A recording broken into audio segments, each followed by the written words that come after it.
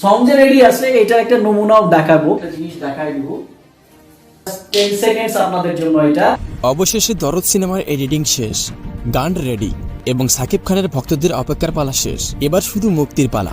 এমনটাই জানালেন দরদ সিনেমার পরিচালক অনন্যা মামুন। এ বিষয়ে দেখুন ভিডিওর বিস্তারিত তথ্যে। অনন্যা মামুন এক লাইভ এসে বলেন, দরদ সিনেমার গানের এডিটিং শেষ, একদম গান রেডি, এবার শুধু মুক্তি দেব। অন্যদিকে কিছুক্ষণ আগে অনন্যা মামুন একটি পোস্ট করেন যেখানে তিনি বলেন, দরদ সিনেমার পুরো এডিটিং শেষ, আজ কমপ্লিট হয়ে গেল, আর এডিটিং শেষ করে ঢাকায় ফিরবেন অনন্যা মামুন। এদিকে আরো জানান, ফেব্রুয়ারি মাসের 1 থেকে 14 তারিখের ভিতরে দরদ সিনেমার ট্রেলার লঞ্চ করা হবে, আর এর আগে সাকিব ভক্তরা রেজিস্ট্রেশন করতে পারবেন। আর এজন্যই হয়তো অনন্যা মামুন আজকে ঢাকায় ফিরছেন দরদ সিনেমার ট্রেলারের জন্য যে রেজিস্ট্রেশন করতে হবে তার ব্যবস্থা করার জন্য। অন্যদিকে আরো জানান, দরদ সিনেমায় মোট 4টি গান রয়েছে, যার মধ্যে প্রথম গানের গায়ক থাকবে বাংলাদেশের বালাম, দ্বিতীয় গানটি ইন্ডিয়ার জনপ্রিয় গায়ক মোহাম্মদ ইরফান এবং তৃতীয় গানটির গায়ক অর্জুন সিং বা আইমান মালিকের গান থাকতে পারে। তবে সবার আগে বাংলাদেশের গায়ক বালামের গানটি প্রকাশ করা হবে বলে অনন্যা মামুন জানিয়েছেন। তো বন্ধুরা, আপনারা কোন গায়কের গানটি সবার আগে দেখতে চান তা অবশ্যই কমেন্ট করে জানাবেন।